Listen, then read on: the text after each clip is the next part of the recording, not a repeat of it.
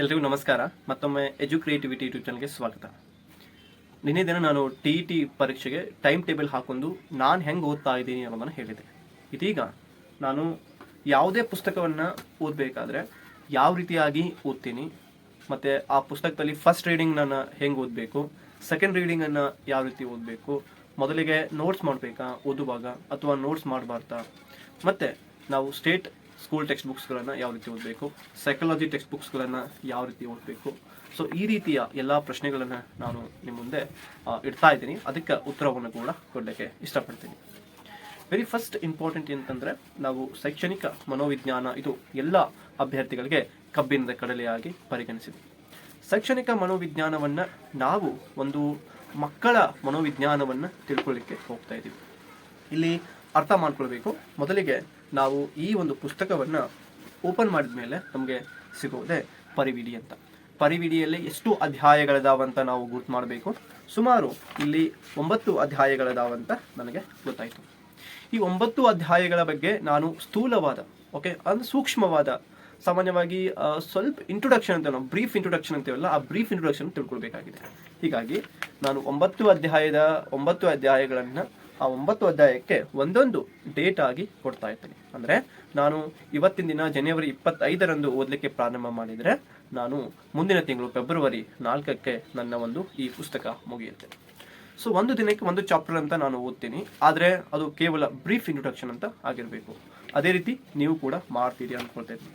ಈ ಬ್ರೀಫ್ ಇಂಟ್ರೊಡಕ್ಷನಲ್ಲಿ ನಾವೇನು ಮಾಡಬೇಕು ಅನ್ನೋದು ಅನೇಕ ವಿದ್ಯಾರ್ಥಿಗಳ ಪ್ರಶ್ನೆ ಆಗಿಬಿಟ್ಟೈತಿ. ಈಗ ನೀವು ಮನೋವಿಜ್ಞಾನದ ಒಂದು ಸ್ಕ್ರೀನ್ ಮೇಲೆ ಕೂಡ ನೀವು ನೋಡ್ತಾ ಇದ್ದೀರಿ. ಶೈಕ್ಷಣಿಕ ಮನೋವಿಜ್ಞಾನದ ಅರ್ಥವನ್ನು ನೀವು ನೋಡ್ತಾ ಇದ್ದೀರಿ. ಈ ಅರ್ಥ ಅಂತ ನೋಡಿದಾಗ ನಾವು ಇಲ್ಲಿ ಫಸ್ಟಿಗೆ ನಾವು ಏನು ಅಂಡರ್ಲೈನ್ ಮಾಡಬೇಕಾಗ್ತೈತಿ ಅಂತಂದ್ರೆ, ಜರ್ಮನ್ ತತ್ವಜ್ಞಾನಿ ರುಡಾಲ್ಫ್ ಕೋಕ್ಲೆ ಅವರು 1590 ಸೈಕಾಲಜಿ ಪದವನ್ನು ರಚನೆ ಮಾಡಿದ್ರು. ಈ ಪದ ನಮಗೆ ಕಣ್ಣಿಗೆ ಬೀಳಬೇಕು. ಯಾಕಂದ್ರೆ ನೇರವಾದ ಪ್ರಶ್ನೆ ಬರ್ಬೋದು. ಯಾರ ಮೊದಲ ಬಾರಿಗೆ ಬಳಕೆ ಮಾಡಿದ್ರು, ಯಾವ ದೇಶದವರು ಬಳಕೆ ಮಾಡಿದ್ರು, ಯಾವಾಗ ಬಳಕೆ ಮಾಡಿದ್ರು ಅಂತ. ತದನಂತರ ನಾವು ಇಲ್ಲಿ ಈ ಒಂದು ಸೈಕಾಲಜಿಯನ್ನು ಮೊದಲಿಗೆ ಯಾವ ಅಧ್ಯಯನ ಅಂತ ನಾವು ಕರಿತಾ ಇದ್ವಿ, ಆತ್ಮದ ಅಧ್ಯಯನ ಅಂತ ಕರಿತಾ ಇದ್ವಿ. ಸೊ ಹೀಗಾಗಿ ಅದಕ್ಕೊಂದು ಪಾಯಿಂಟ್ ಅಂತ ನಾವು ಮಾಡ್ಕೊಂಡೆ. ಸೊ ಈ ರೀತಿಯಾಗಿ ನಾನು ಬೇಸಿಕ್ ನನಗೆ ಅದನ್ನು ನೆನಪಿಟ್ಕೊಳ್ಳುವಂಥ ಅವಶ್ಯಕತೆ ಇಲ್ಲ, ಅಂಡರ್ಲೈನ್ ಮಾಡ್ತಾ ಮುಂದೆ ಹೋಗಬೇಕು. ಸೊ ಈ ರೀತಿಯಾಗಿ ನಾವು ಫಸ್ಟ್ ರೀಡಿಂಗನ್ನು ಮಾಡಬೇಕಾಗ್ತದೆ. Then it comes to second reading ಅಂತ ಬಂದಾಗ, ಇಲ್ಲಿ ನಾವು ನೋಡ್ತಾ ಇದ್ರಿ ನೀವು, ಇದು ಕೇಂದ್ರ ಪರಿಧಿ ಮತ್ತು ಅಭಿಮುಖ ವಿನ್ಯಾಸ ಅಂತ.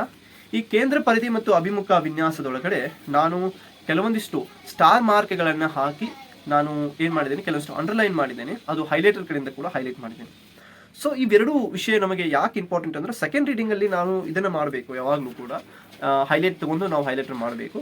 ಪ್ರಶ್ನೆ ಯಾವ ರೀತಿಯಾಗಿ ಉಡ್ತಾ ಇದೆ ಅಂತ ನೋಡಬೇಕು.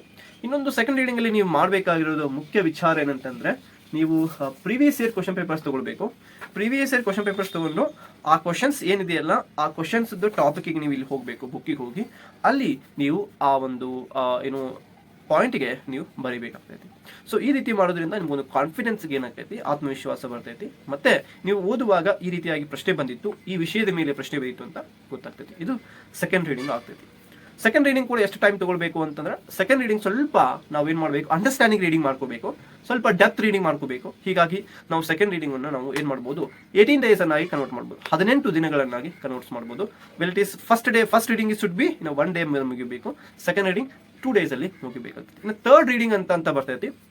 ಥರ್ಡ್ ರೀಡಿಂಗ್ ಅಂತ ಬಂದಾಗ ಇಲ್ಲಿ ನಾವು ಅನಾಲಿಟಿಕಲ್ ರೀಡಿಂಗ್ ಮತ್ತು ಅಪ್ಲೈ ರೀಡಿಂಗ್ ಅಂತ ಬರ್ತೈತಿ ಸೈಕಾಲಜಿ ಒಳಗಡೆ. ಅನಾಲಿಟಿಕಲ್ ಮತ್ತು ಅಪ್ಲೈ ರೀಡಿಂಗ್ ಅಂತಂದ್ರೆ ಏನು ಅಂತಂದ್ರೆ, ಇಲ್ಲಿ ನೀವು ನೋಡ್ಬೇಕು ಏನಂತಂದ್ರೆ, ಸಾಮಾನ್ಯವಾಗಿ ಒಂದು ವಿಷಯದಿಂದ ಇನ್ನೊಂದು ವಿಷಯಕ್ಕೆ ನಡುವಂತ ವ್ಯತ್ಯಾಸಗಳು ಅಂತ ನಾವು ಕಂಡುಕೊಳ್ಬೇಕಾಗ್ತದೆ. ಆಲ್ಮೋಸ್ಟ್ ವಿದ್ಯಾರ್ಥಿಗಳು ಸುಮ್ಮನೆ ಓದ್ತಾ ಹೋಗ್ತಾರೆ, ವ್ಯತ್ಯಾಸಗಳನ್ನ ತಮ್ಮಷ್ಟಕ್ಕೆ ತಾವೇ ಅರ್ಥ ಮಾಡ್ಕೊಳ್ತಿಲ್ಲ. ಒಂದು ಉದಾಹರಣೆಯನ್ನು ಕೊಡ್ತೀನಿ ನಾನು. ಈಗ ಅಭಿಪ್ರೇರಣೆ ಅಂತ ವಿಷಯ ಬಂದಾಗ, ಮೋಟಿವೇಶನ್ ಅಂತ ಬಂದಾಗ, ಆಂತರಿಕ ಮತ್ತು ಬಾಹ್ಯ ಅಭಿಪ್ರೇರಣೆ. ನಾವು ಆಂತರಿಕ ಅಭಿಪ್ರೇರಣೆ ಅಂತಂದ್ರೇನು, ಸೊ ಒಳಗಿನಿಂದಲೇ ನಾವು ಏನ್ ಮಾಡಬಹುದು, ಮೋಟಿವೇಶನ್ ಅಂತ ತೆಗೆದುಕೊಳ್ಳುವುದಕ್ಕೆ ಆಂತರಿಕ ಅಭಿಪ್ರೇರಣೆ. ಬಾಹ್ಯ ಅಭಿಪ್ರೇರಣೆ ಅಂತಂದ್ರೇನು, ಹೊರಗಿನ ಒಂದು ವಿಷಯ ಮತ್ತು ವಸ್ತುಗಳನ್ನು ನೋಡಿಕೊಂಡು ಅಭಿಪ್ರೇರಣೆ ಪಡೆಯುವುದು ಬಾಹ್ಯ ಅಭಿಪ್ರೇರಣೆ. ಹಾಗಾದ್ರಿಂದ ನಾವು ನಿಜವಾಗ್ಲೂ ಕೂಡ ಒಂದು ಸನ್ನಿವೇಶಕ್ಕೆ ನಾವು ಅದನ್ನು ಅಪ್ಲೈ ಮಾಡ್ಕೊಂಡು ಅನ್ವಯಿಸಿಕೊಂಡು ನಾವು ಅರ್ಥ ಮಾಡ್ಕೊಂಡಿರ್ತೇವೆಯಾ? ಇಲ್ಲ. ಸೊ ಒಂದು ಸನ್ನಿವೇಶಗಳು ನಾವು ಎದುರು ಮಾಡ್ಕೊಳ್ಬಹುದು. ಸನ್ನಿವೇಶ ಅಂತ ಅಂದ್ರೆ ಏನು, ಉದಾಹರಣೆಗೆ ನಮ್ಮ ಶಾಲಾ ಶಿಕ್ಷಕರು ಒಂದು ಟ್ರೋಫಿಯನ್ನು ಇಟ್ಟಾರ, ಟ್ರೋಫಿಗೋಸ್ಕರ ನಾವು ಟ್ರೋಫಿಯನ್ನು ಗೆಲ್ಲಬೇಕೆಂದು ನಾನು ಏನು ಮಾಡ್ತೀನಿ, ದಿನನಿತ್ಯ ಪ್ರಾಕ್ಟೀಸ್ ಮಾಡ್ತೀನಿ ಗೇಮನ್ನು. ಸೊ ಇದು ಯಾವ ಅಭಿಪ್ರೇರಣೆ ಆಗ್ತೈತಿ ಅನ್ನೋದನ್ನ ನೀವು ಚೆಕ್ ಮಾಡ್ಕೊಳ್ಬೇಕು. ಅಥವಾ ನೀವೇನು ಮಾಡ್ಕೋಬಹುದು ಅಂತಂದ್ರೆ ಈ ರೀತಿಯ ಪ್ರಶ್ನಾಕೋಶಕ್ಕೆ ಹೋಗಿ ಪ್ರಶ್ನೆಗಳನ್ನು ಬಿಡಿಸಬೇಕು ಅಂದಾಗ ನೀವು ಓದಿರುವಂತಹ ನಿಜವಾದ ಹಕ್ಕಿಕತ್ತು ಗೊತ್ತಾಕೈತಿ, ಹಾಗೆ ಸುಮ್ಮನೆ ಓದ್ಕೊಂಡು ಹೋಗೋದಲ್ಲ. ಸೊ ಈ ರೀತಿ ಮಾಡೋದ್ರಿಂದ ನಮ್ಮನ್ನು ನಾವು ಟೆಸ್ಟ್ ಮಾಡ್ಕೋಬೇಕು. ಫಸ್ಟ್ ಬೇರೆದವ್ರು ಯಾರು ಟೆಸ್ಟ್ ಮಾಡೋದಲ್ಲ, ಓಕೆ ಪರೀಕ್ಷೆಯನ್ನು ಬಿಟ್ಬಿಟ್ರಿ ಅದು ಸೆಕೆಂಡ್ ಟೈಮ್ ಅದು, ಬಟ್ ನಿಮ್ಮನ್ನು ನಾವು ಟೆಸ್ಟ್ ಮಾಡ್ಕೋಬೇಕು. That should be enough by this one. So ಈ ರೀತಿಯಾಗಿ ಮಾಡ್ಬೋದು, ನಮ್ಮನ್ನು ನಾವು ಮಾಡ್ಕೋಬಹುದು, ನಮ್ಮ ಫ್ರೆಂಡ್ಸ್ ಕಡೆಯಿಂದ ನಾವು ಮಾಡಿಸ್ಕೊಳ್ಬಹುದು. ಇದು ಈ ರೀತಿ ಮಾಡಬೇಕು. ಇದು ನಾವೇನು ಮಾಡ್ಬೋದು, ಈ ರೀತಿಯಾಗಿ ಮಾಡ್ಬೇಕು ಥರ್ಡ್ ರೀಡಿಂಗನ್ನು. ಇನ್ನು ಫೋರ್ತ್ ರೀಡಿಂಗಿಗೆ ನೋಟ್ಸ್ ಮಾಡೋಕ್ಕೆ ಹೋಗ್ಬೇಡ್ರಿ ದಯವಿಟ್ಟು. ಫೋರ್ತ್ ರೀಡಿಂಗ್ ಕೂಡ ಫೋರ್ತ್ ರೀಡಿಂಗ್ ಅಲ್ಲಿ ಏನ್ ಮಾಡಿ, ಮುಖ್ಯವಾದ ವಿಷಯವನ್ನೆಲ್ಲ ನಾವೇನ್ ಮಾಡಬೇಕು, ಈ ರೀತಿಯ ತಳಗಡೆ ಬರಿತಾ ಹೋಗ್ಬೇಕು ನಾವು. ಓಕೆ, ಅಂದ್ರೆ ಆ ಒಂದು ವಿಷಯ ಏನಿದೆಯಲ್ಲ, ಮೇಲಿನ ಒಂದು ಫ್ರಂಟ್ ಅಥವಾ ಕೆಳಗಿನ ಒಂದು ಫೂಟ್ ನೋಟ್ಸ್ ಅಂತ ಏನು ಬರಿತೀವಲ್ಲ, ಕೆಳಗೆ ಕೊನೆಗೆ ಇಂಚಾಕ ಕೊಟ್ಟಿರ್ತಾರಲ್ಲ, ಸೊ ಅಲ್ಲಿ ನಾವು ಬರಿಬೇಕಾಗ್ತೈತಿ.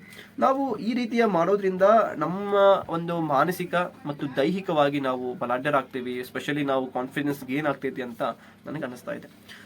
ಇದಾದ್ಮೇಲೆ ನಾವೇನ್ ಮಾಡಬೇಕು ಅಂತಂದ್ರೆ, ಸೊ ಎವ್ರಿ ಡೇ ನಾವು ಇದಕ್ಕೊಂದು 30 ಮಿನಿಟ್ಸ್ ಅಂತ ಮೀಸಲಿಡಬೇಕು. ಅಟ್ಲೀಸ್ಟ್ ಒಂದು ಥರ್ಡ್ ರೀಡಿಂಗ್ ಆದ್ಮೇಲೆ ಫೋರ್ತ್ ರೀಡಿಂಗಿಗೆ ನಾವು ಸುಮ್ಮನೆ ಹಂಗೆ ಪೇಜ್ ಅನ್ನ ನಾವು ಕಣ್ಣು ಹಾಸ್ಬೇಕು, ನೋಡ್ತಾ ಇರಬೇಕು. ಓಕೆ, ಇದಂದ್ರೇನು, ಇದು ಯಾವಾಗ ಆಗ್ತೈತಿ, ಸಾಮಾಜಿಕ ಪರಿಸರ ಅಂದ್ರೆ, ಬೌದ್ಧಿಕ ಪರಿಸರ ಅಂದ್ರೆ, ಮುಖ್ಯವಾದ ಅರ್ಥ ತಿಳ್ಕೊಳ್ಳೋದು, ಅದನ್ನ ಹೆಂಗೆ ನಾವು ಪ್ರಶ್ನೆ ಬರ್ತದೆ ಅಂತ ನೋಡೋದು, ಮುಖ್ಯವಾದ ಅರ್ಥ ತಿಳ್ಕೊಳ್ಳೋದು ಹೆಂಗೆ ಪ್ರಶ್ನೆ ಬರ್ತದೆ ನೋಡ್ಬೋದು. ಸಾಮಾನ್ಯವಾಗಿ ಪ್ರಶ್ನೆ ಅನ್ವಯವಾಗಿ ಬರೋದ್ರಿಂದ ಸೊ ಇದು ಬೇಸಿಕ್ ನಾಲೆಜ್ ಇರಬೇಕು, ಮತ್ತೆ ಇದನ್ನು ಅಪ್ಲೈ ಮಾಡುವಂಥ ಸ್ಕಿಲ್ ಗೊತ್ತಿರಬೇಕು ನಮಗೆ. ಓಕೆ, ಸೊ ಹೀಗಾಗಿ ನಾವು ಬಹಳ ಇಂಪಾರ್ಟೆಂಟ್, ನಾವು ಇದನ್ನು ಅರ್ಥ ಮಾಡ್ಕೊಳ್ಬಹುದು. ಈಗ ಬೌದ್ಧಿಕ ಅಂತಂದ್ರೇನು, ಸಾಮಾಜಿಕ ಅಂತಂದ್ರೆ, ಬೌದ್ಧಿಕದೊಳಗೆ ಬರುವಂಥ ಅಂಶಗಳು ಯಾವುವು, ಸಾಮಾಜಿಕ ಬರುವಂಥ ಅಂಶಗಳು ಯಾವುವು, ಇವೆಲ್ಲ ವಿಷಯ ನಿಮಗೆ ಗೊತ್ತಿರಬೇಕಾಗ್ತೈತಿ. ಇನ್ನು ಸೆಕೆಂಡ್ ಪಾಯಿಂಟ್ ಏನಂತಂದ್ರೆ, 6 to 10th ಟೆಕ್ಸ್ಟ್ ಬುಕ್ಸ್ಗಳನ್ನು ಹೆಂಗೆ ಓದಬೇಕು ಅನ್ನೋದು ಅನೇಕ ವಿದ್ಯಾರ್ಥಿಗಳಿಗೆ ಡೌಟ್ ಆಗಿಬಿಟ್ಟೈತಿ. 6 to 10th ಟೆಕ್ಸ್ಟ್ ಬುಕ್ಸ್ಗಳನ್ನು ನಾನು ನಿಮಗೆ ಹೇಳೋದಂತಂದ್ರೆ, ಇಲ್ಲಿ ಫಸ್ಟ್ ಇಂಪಾರ್ಟೆಂಟ್ ಥಿಂಗ್ ಏನಂತಂದ್ರೆ, ನಾನು ನಿಮಗೆ ಸ್ಕ್ರೀನ್ ಮೇಲೆ ತೋರಿಸ್ತಾ ಇದ್ದೀನಿ. ಈ ಟೆಕ್ಸ್ಟ್ ಬುಕ್ಸ್ಗಳನ್ನು ತಗೋಬೇಕಾಗ್ತೈತಿ. ತಗೊಂಡು ನಾವು ಸುಮಾರು ಎಷ್ಟು ಪೇಜಸ್ ಇದೆ ಅಂತ ಕ್ಯಾಲ್ಕುಲೇಟ್ ಮಾಡಬೇಕು. ಅಂದರೆ ಸುಮಾರು 140 ಪೇಜಸ್ ಇದೆ, 140 ಪೇಜಸ್ ಇದೆ. ನಾವು 140 ಪೇಜ್ ಅನ್ನೋದು ಡೈಲಿ ಒಂದು 30 ಪೇಜ್ ಓದ್ತೀನಿ ಅಂತಂದ್ರೆ 4 ದಿನದೊಳಗೆ ನಾವು ಈ ಬುಕ್ಕನ್ನು ಮುಗಿಸ್ಬೋದು. ಇದು ಬಹಳ ಆಯಿತು. ನಾನು ಆ್ಯಕ್ಚುಲಿ ನಾನಾದರೆ ಒಂದು ದಿನಕ್ಕೆ ಒಂದು 70 to 80 ಪೇಜಸ್ ಓದ್ಬಿಡ್ತೀನಿ. ಬಟ್ ನೀವು ಎಷ್ಟು ಓದ್ತೀರಿ ನೋಡಿ, ಅದು ನಿಮ್ಮ ಮೇಲೆ ಡಿಪೆಂಡ್ ಆಗ್ತೈತಿ, ನಿಮ್ಮ ಏನು ಟೈಮ್ ಮೇಲೆ ಅಥವಾ ನಿಮ್ಮ ರೀಡಿಂಗ್ ಸ್ಪೀಡ್ ಮೇಲೆ ಡಿಪೆಂಡ್ ಆಗ್ತೈತಿ. ಬಟ್ ನಾನು ನಿಮಗೆ ಇದನ್ನು ಒಂದು 2 ಡೇಸಲ್ಲಿ ಮುಗಿಸ್ರಿ ಅಂತ ಹೇಳ್ತೀನಿ. ಯಾಕಂದರೆ ಸುಮಾರು 10 ಬುಕ್ಸ್ ಅದಾವ. ಸೊ 20 ಡೇಸನ್ನು ನೀವು ಮುಗಿಸ್ಬೋದು. ಒಂದೊಂದು ಬುಕ್ಕಿಗೆ 2 ಡೇ ಅಂತ ಕೊಟ್ಟರೆ, ಇದು ಬ್ರೀಫ್ ಇಂಟ್ರೊಡಕ್ಷನ್ ಮಾಡ್ತಾ ಹೋಗಬೇಕು, ಹಾಗೆ ಸುಮ್ಮನೆ ನೋಡ್ತಾ ಹೋಗಬೇಕು. ಓಕೆ, ಇದರಲ್ಲಿ ಕಾನೂನು ಭಂಗ ಚಳವಳಿ ಇದೆ, ಕ್ವಿಟ್ ಇಂಡಿಯಾ ಚಳವಳಿ, ಬಂಡಾಯ ಇದೆ, ಏನೇ ಇದೆ, ಜವಾಹರ್ಲಾಲ್ ನೆಹರು ಇದೆ, ಭಾರತೀಯ ವಿಭಜನೆ ಇದೆ ಅಂತ. ಸೊ ಹಿಂಗೆಲ್ಲ ಮಾಡ್ತಾ ಹೋದಾಗ ನಿಮ್ಗೆ ಗೊತ್ತಾಗ್ತದೆ. ನೆಕ್ಸ್ಟ್, ಇದೇ ಒಂದು ಬುಕ್ನಿಂದ ಪ್ರಶ್ನೆ ಪತ್ರಿಕೆಯಲ್ಲಿ ಪ್ರಶ್ನೆಗಳು ಬಂದಿರ್ತಾವೆ. ಪ್ರಶ್ನೆ ಪತ್ರಿಕೆಯನ್ನು ತೆಗೆದುಕೊಳ್ಬೇಕು. ಯಾವ ಪ್ರಶ್ನೆ ಯಾವ ಒಂದು ಪೇಜ್ನಿಂದ ಯಾವ ಒಂದು ಪಾಠದಿಂದ ಬಂದಿದೆ ಅಂತ ನೀವು ಅರ್ಥ ಮಾಡ್ಕೊಳ್ಬೇಕು ಮತ್ತು ಇದರಲ್ಲಿ ಬರಿಬೇಕು. ಈ ರೀತಿ ಬರೆಯೋದ್ರಿಂದ ನಿಮ್ಮಲ್ಲಿ ಕಾನ್ಫಿಡೆನ್ಸ್ ಗೊತ್ತಾಗ್ತೈತಿ. ಮತ್ತು ಓಕೆ, ಈ ರೀತಿಯಾಗಿ ಪ್ರಶ್ನೆ ಕೇಳ್ತಾ ಇದ್ದಾನೆ, ಇದೇ ಪುಸ್ತಕದಿಂದ ಕೇಳ್ತಾ ಇದ್ದಾನೆ, ನಾನು ಸರಿಯಾಗಿ ಓದ್ಕೋಬೇಕಾಗ್ತೈತಿ. ಮತ್ತು ಪ್ರಶ್ನೆ ವಿಧವನ್ನು ಅರ್ಥ ಮಾಡ್ಕೊಳ್ಬೇಕು. ಈಗ ಸಾಮಾನ್ಯವಾಗಿ ನಾನು ಸೋಷಿಯಲ್ ಸೈನ್ಸ್ ಆಗಿರ್ಬೋದು, ಸೈನ್ಸ್ ಆಗಿರ್ಬೋದು, ಇಲ್ಲಿ ಸೈನ್ಸಲ್ಲಿ ಸಾಮಾನ್ಯವಾಗಿ ಅಪ್ಲೈಡ್ ಕ್ವಶನ್ಸ್ ಬರ್ತಾ ಇದಾವೆ. ಅಲ್ಲಿ ವಿಚಾರಗಳನ್ನು ಮಾಡ್ಲಿಕ್ಕೆ ಹಸ್ತಾ ಇದ್ದಾನೆ, ಟೈಮ್ಸ್ಗಳನ್ನು ಜಾಸ್ತಿ ಕಿಲ್ ಮಾಡಕ್ಕೆ ಹಸ್ತಾನೆ. ಬಟ್ ವೆರೈಟಿ ಸೋಷಿಯಲ್ ಆಗಿದ್ರೆ ಫ್ಯಾಕ್ಟ್ಸ್ಗಳನ್ನ ಬಿಟ್ಕೊಳ್ಬೇಕಾಗ್ತೈತಿ. ಅಂದ್ರೆ ಯಾರು ಯಾವಾಗ ಏನಾಯ್ತು, ಯಾವ ಒಪ್ಪಂದ ಆಯಿತು, ಯಾವಾಗ ಮುಗೀತು. ಸೊ ಈ ರೀತಿಯಾಗಿ ಕೇಳ್ತಾ ಇದ್ದಾನೆ ಅಂತಂದ್ರೆ ಪದೇ ಪದೇ ನಾವು ಬುಕ್ಸ್ಗಳನ್ನು ತಿರುಗಿ ಹಾಕ್ತಾ ಇರಬೇಕು, ಪ್ರಶ್ನೆ ಮಾಡ್ತಾ ಇರಬೇಕು, ಓದ್ತಾ ಇರಬೇಕು, ಡಿಸ್ಕಷನ್ ಮಾಡ್ತಾ ಇರಬೇಕು. ಅಂದಾಗ ಮಾತ್ರ ನಾವು ಹೆವಿ ಸ್ಕೋರನ್ನು ಮಾಡಬಹುದು ಅಂತ ನಾನು ನಿಮ್ಗೆ ಹೇಳ್ತಾ ಇದ್ದೀನಿ. ಫಸ್ಟ್ ರೀಡಿಂಗಿಗೆ ಜಸ್ಟ್ ನೀವು ಬ್ರೀಫ್ ಇಂಟ್ರೊಡಕ್ಷನ್ ನೋಡ್ತಾ ಹೋಗ್ಬೋದು. ಅಂತಂದ್ರೆ ಕಾನೂನು ಭಂಗ ಚಳವಳಿ ಅಂತಂದ್ರೆ ಏನು, ಚಂಪಾರಣ್ಯ ಚಳವಳಿ ಅಂತಂದ್ರೆ ಏನು, ಗಾಂಧೀಜಿಯವರು ಉಪ್ಪಿನ ಸತ್ಯಾಗ್ರಹ ಅಂದ್ರೆ ಏನು, ಹಾಗೆ ಸುಮ್ಮನೆ ನಾವು ತಿಳ್ಕೊಳ್ತಾ ನೋಡ್ತಾ ಹೋಗ್ಬೋದು. ಸೊ ಅಂದ್ರೆ ನಮಗೆ ಯಾವ್ಯಾವ ಬುಕ್ಕಲ್ಲಿ ಏನೇನು ವಿಷಯ ಇದೆ ಅಂತ ನಮಗೆ ಫಸ್ಟ್ ಗ್ಲಾನ್ಸ್ ಮಾಡಬೇಕು. ಇನ್ನು ಸೆಕೆಂಡ್ ರೀಡಿಂಗ್ ಅಂತ ಬಂದಾಗ ಅಂಡರ್ಲೈನ್ ಮಾಡ್ತಾ ಓಕೆ ಡೀಟೇಲ್ ಆಗಿ ಓದ್ತಾ ಹೋಗಬೇಕು. ಇಲ್ಲಿ ಸ್ವಲ್ಪ ಟೈಮನ್ನು ಜಾಸ್ತಿ ತೆಗೆದುಕೊಳ್ತೈತಿ. ಒಂದು ಟೆಕ್ಸ್ಟ್ ಬುಕ್ಗೆ ನೀವು 2 days ಅನ್ನು ವ್ಯಯ ಮಾಡ್ಬೋದು, ಒಂದು 2 days ಅಥವಾ 3 days ಅನ್ನು ವ್ಯಯ ಮಾಡ್ಬೋದು. But it should be plan ಆಗಿರಬೇಕು. ಓಕೆನಾ, ಪ್ಲಾನ್ ಮಾಡಿ ಮುಗಿಸಿದ್ರೆ ಒಂದು 30 days ಅಲ್ಲಿ ನಾವು ಮುಗಿಸಬಹುದು ಸೆಕೆಂಡ್ ರೀಡಿಂಗ್ ಕೂಡ. ಇನ್ನು ಥರ್ಡ್ ರೀಡಿಂಗ್ ಹೆಂಗಿರಬೇಕು ಅಂತ, ಥರ್ಡ್ ರೀಡಿಂಗ್ ಕೂಡ ನೋಟ್ಸ್ ಮಾಡಕ್ಕೆ ಹೋಗ್ಬಿಟ್ಟು ದಯವಿಟ್ಟು ನೋಟ್ಸ್ ಮಾಡೋದಾದ್ರೆ ದಯವಿಟ್ಟು ನೀವು ಫೇಲ್ ಆಗ್ತೀರಿ. ನೋಟ್ಸ್ ಮಾಡೋದ್ರಿಂದ ನಿಮಗೆ ಟೈಮ್ ವೇಸ್ಟ್ ಆಗ್ತದೆ ಸ್ಟಾರ್ಟಿಂಗ್. ಇಲ್ಲ ಅಂತಂದ್ರೆ ಬುಕ್ ಹೆಂಗಿರುತ್ತಲ್ಲ ಅದೇ ರೀತಿ ನೀವು ಬರ್ದ್ಬಿಡ್ತೀರಿ. ಅದು ಇನ್ನೊಬ್ಬರಿಗೆ ವೈಯಕ್ತಿಕವಾಗಿ ಬಿಟ್ಟಿದ್ದು. ನೀವು ಇಲ್ಲಪ್ಪ ನಾನು ನೋಟ್ಸ್ ಮಾಡಿ ಓದ್ತೀನಿ ಅಂತಂದ್ರೆ ಅದು ನಿಮ್ಮ ಇಷ್ಟ, ನೀವು ಮಾಡ್ಕೊಳ್ಬಹುದು. ಆದರೆ ಒಂದು 4 to 5 ರೀಡಿಂಗ್ಸ್ ಆಗುವವರೆಗೆ ನೀವು ನೋಟ್ಸ್ ಮಾಡ್ಲಿಕ್ಕೆ ಹೋಗಬೇಡಿ. That is my good suggestion to you. Along with that ನೀವು ಈ ಪುಸ್ತಕವನ್ನು ತೆಗೆದುಕೊಳ್ಬೇಕು. ಪುಸ್ತಕವನ್ನು ತೆಗೆದುಕೊಂಡು ನೀವು ಏನು ಮಾಡಬೇಕು ಅಂತಂದ್ರೆ ಒಂದು 10 pages ಅನ್ನು ಓದಬೇಕು. 10 pages ಅನ್ನು ಓದಿ ಆ ಪುಸ್ತಕವನ್ನು ಮುಚ್ಚಿಟ್ಕೊಂಡು ನನಗೆ ಏನೇ ನೆನಪಿದೆ ಅಂತ ನೀವು ನೆನಪು ಮಾಡ್ಕೊಳ್ಬೇಕು. ಇದು ನೆನಪು ಮಾಡ್ಕೊಳ್ಳೋದ್ರಿಂದ ನಿಮ್ಮ ಒಂದು IQ ಲೆವೆಲ್ ಮತ್ತು ನಿಮಾನಿಕ್ಸ್ ಲೆವೆಲ್ ಅಂತಂದ್ರೆ ನೀವು ನೆನಪು ಮಾಡಿಕೊಳ್ಳುವಂತಹ ಶಕ್ತಿ ಜಾಸ್ತಿ ಆಗ್ತೈತಿ ಅನ್ನೋದು ನನ್ನ ಒಂದು ಉದ್ದೇಶ ಆಗಿದೆ. ಸೊ ಈ ರೀತಿಯಾಗಿ ನೀವು ಮಾಡ್ತಾ ಹೋಗಬೇಕು. ಮತ್ತೆ ನೀವು ಪ್ರತಿಯೊಂದನ್ನು ಪ್ರತಿಯೊಂದನ್ನು ಕೆಳಗಿನ ಒಂದು ಏನು ಲೈನ್ ಇರ್ತದಲ್ಲ, ಪೇಜ್ ಲೈನ್, ಆ ಪೇಜಿನ ಒಂದು ಕೆಳಗಿನ ಲೈನ್ ಬರಿತಾ ಹೋಗಬೇಕು. ಅದು ನಿಮ್ಮ ಒಂದು ರಿವಿಷನ್ಸ್ಗೆ ಹೆಲ್ಪ್ ಆಗ್ತೈತೆ ಅಂತ ಹೇಳ್ಬೋದು. ಮತ್ತೆ ಇನ್ನೊಂದು ಇಂಪಾರ್ಟೆಂಟ್ ಅಂತ ಏನಂತಂದ್ರೆ ಇಲ್ಲಿ ನೀವು ಪಾಠದ ಕೊನೆಗೆ ಅವರು ನಿಮಗಿದು ತಿಳಿದಿರಲಿ ಅಂತ ಕೊಟ್ಟಿರ್ತಾರೆ, ನಿಮಗಿದು ತಿಳಿದಿರಲಿ ಅಥವಾ ನಿಮಗಿದು ಗೊತ್ತಿರಲಿ ಅಂತ. ಸೊ ಆ ಒಂದು ವಿಷಯವನ್ನು ನೀವು ಚೆನ್ನಾಗಿ ಅರ್ಥ ಮಾಡ್ಕೊಂಡು ಓದ್ಬೇಕು, ಯಾಕಂದ್ರೆ ಅದರಿಂದನೇ ಜಾಸ್ತಿ ಫ್ಯಾಕ್ಟ್ಸ್ ಅಲ್ಲಿ ಇರ್ತಾವ ಮತ್ತು ಅದರಿಂದ ಕ್ವಶನ್ಸ್ಗಳು ಬರ್ತಾ ಇದಾವೆ. ಅದು ಕೂಡ ಬಹಳ ಮುಖ್ಯವಾಗಿರ್ತೈತಿ ಅಂತ. ಹೆಚ್ಚಿನ ಮಾಹಿತಿಯನ್ನು ಕೊಟ್ಟಿರ್ತಾರೆ ಆದ್ರೂ ಕೂಡ ಅದು ಬಹಳ ಮುಖ್ಯವಾಗಿರ್ತೈತಿ. ಮತ್ತೆ ಅದು ಯಾವ್ದಾದ್ರು ಒಂದು ಚಿತ್ರಗಳನ್ನ ಕೊಡ್ತಿದ್ರ ಅಂತಂದ್ರೆ ಆ ಚಿತ್ರಗಳಿಗೆ ನೀವು ಓದಿರೋದನ್ನ ಅಪ್ಲೈ ಮಾಡಿದ್ರೆ ನಿಮ್ಗೆ ಅಲ್ಲಿ ಕೂಡ ಹೆಲ್ಪ್ ಆಗ್ತೈತಿ. ಸೊ ಈ ರೀತಿಯಾಗಿ ಮಾಡಿ ಚೆನ್ನಾಗಿ ಟಿ.ಟಿನ ನೀವು ಬರೀ ಪಾಸ್ ಮಾಡೋದಷ್ಟೇ ಅಲ್ಲ, ಸ್ಕೋರ್ ಮಾಡಬೇಕು ಚೆನ್ನಾಗಿ. ಅದು ಮೋರ್ ದೆನ್ 20 ಮೇಲೆ ನೀವು ಮಾಡ್ತೀರಿ, ನಿಮ್ಮ ಕಡೆ ಅದು ನಂಬಿಕೆ ಇದೆ. ಸೊ ಆದರೆ ದಿನನಿತ್ಯ ನೀವು ಪ್ರಯತ್ನ ಮಾಡಬೇಕಷ್ಟೇ. ಯಾರು ಕೂಡ ನೋಟಿಫಿಕೇಶನ್ ಆದಾಗ ಓದಕ್ಕೆ ಹೋಗ್ಬೇಡ್ರಿ, ಇವಾಗಿನ ಸ್ಟಾರ್ಟ್ ಮಾಡಿ. ಅಫ್ಕೋರ್ಸ್ ನೀವು ಮಾಡ್ತೀರಿ ಅನ್ನೋದು ನಿಮ್ಮ ಕಡೆ ಕಾನ್ಫಿಡೆನ್ಸ್ ನಿಮ್ಮ ಕಡೆ ಇದೆಯೋ ಗೊತ್ತಿಲ್ಲ, ಬಟ್ ನನ್ನ ಕಡೆ ಇದೆ. ಮತ್ತೆ ನಿಮ್ಗೆ ಏನಾದರೂ ಡೌಟ್ಸ್ ಇದ್ರೆ ಅಥವಾ ನಿಮ್ಮ ಕ್ವಾರೀಸ್ ಇದ್ರೆ ದಯವಿಟ್ಟು ಕಮೆಂಟ್ ಬಾಕ್ಸ್ ಅಲ್ಲಿ ಕಮೆಂಟ್ ಮಾಡಿ. ಮತ್ತೆ ಮುಂದಿನ ವಿಡಿಯೋದಲ್ಲಿ ಮತ್ತೆ ಸಿಗೋಣ. Thank you so much for watching this video. Have a good day.